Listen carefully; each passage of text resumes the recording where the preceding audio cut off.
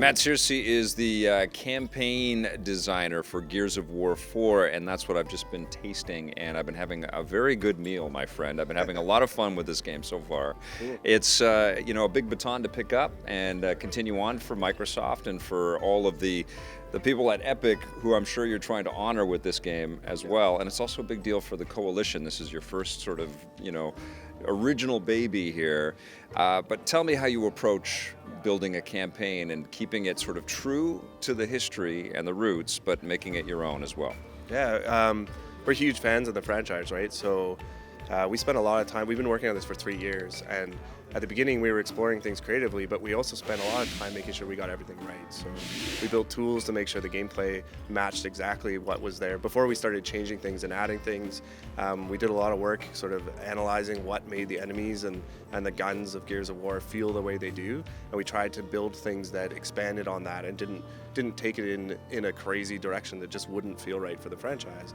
And from a story perspective, we tried to find that sweet spot, 25 years after Gears of War 3, a place where we can introduce a new story, new enemies, new characters, but one that has echoes from the past that resonate all the way through and matter to the story and the characters. When Rod Ferguson sort of gave us the briefing about what we were going to play today, he talked a little bit about the emotional through line and the connection and the family and the bond.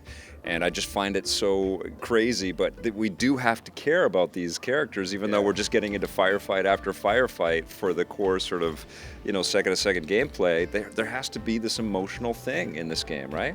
Yeah, I think Gears has always done a pretty amazing job of being that almost action movie experience where things are larger than life, and the player, you have to have fun while you're playing it, right? Like, the characters need to feel engaged, but at the same time, Gears has a special way of getting into emotional beats and emotional connection with the different characters. We tried to do that a lot here. We get to explore sort of like some family themes between Marcus and JD, Kate and her mother, and also just like the family that you choose, how JD, Del, and Kate's relationship changes and evolves as they go through the night together. Hey, there's water here. Sure that's safe? It's just rainwater. Yeah, with stuff floating in it. Let's assume I'll live. It's very unified, but there's lots of highs and lows. We have a lot of emotion from, joy to a lot of heavy scenes. So that's a part of that in terms of the big picture.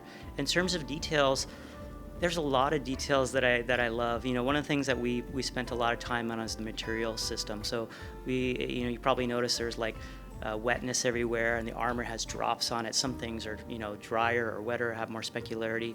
So I think there's a lot of details and a lot of shots that you see, and I honestly could spend hours and hours walking through a level and just looking, because I love what our art team created and the beauty that's kind of everywhere. So there's a lot of details that I love. I can't say there's one, but there's many, many details that I think are just beautiful to look at. What the hell? One of the through lines here is no one plays alone, I think, right, is the idea here with Gears 4. And it does feel like there's chatter going on with the characters all the way through, and I loved it. I dug this sort of the repartee and the comedy that was coming out of that, but the love, the respect for each other, that I dug that as part of the game experience. I noticed this phenomenon that I haven't really noticed that often in video games, where I was saying dialogue at the exact same time the actors were saying dialogue. I go, oh shit, there's something coming right at me. Was that something you shoot for when you're building the game, is to kind of, hear your internal monologue as you're playing it and sort of write to that? Yeah, I think definitely. Even though you're inside this story-driven experience, at the end of the day, it's a video game, right? It's escapism. You want the player to be having fun, and that means that the characters have to be engaged as well. They almost have to be having fun, even though they're in this crazy situation. And so when you get, especially when you get into the combat situations, you want the characters to be reacting the way you do. You want them to be seeing things and saying things the way you're thinking of them in your head. I think Gears has pulled this off in the past, and we wanted to definitely do that. What the hell just happened? I think it upgraded! Can we downgrade it? The DBs are amazing, and it feels like such a great sort of introduction of new technology into the Gears lore. It fits really well, but I'm a big robot geek. I love this stuff, right? And I'm a big Blomkamp geek as well. Was that an inspiration, the Neil Blomkamp sort of, the Chappies and the District 9s and the robots that he plays with? I mean, I see some similarities in there. Yeah, to a certain extent. I think especially like having humanoid robots. I mean, we needed that for combat anyways. Yeah. But you can't avoid being influenced by the stuff that's out there right now. We did want to make it feel like it fit inside of Gears universe too, right? So the way they look, the way they move, the echoes of Jack that are kind of in their visual design. We tried to find something that was both inspired by them but felt like it was rooted inside the Gears universe.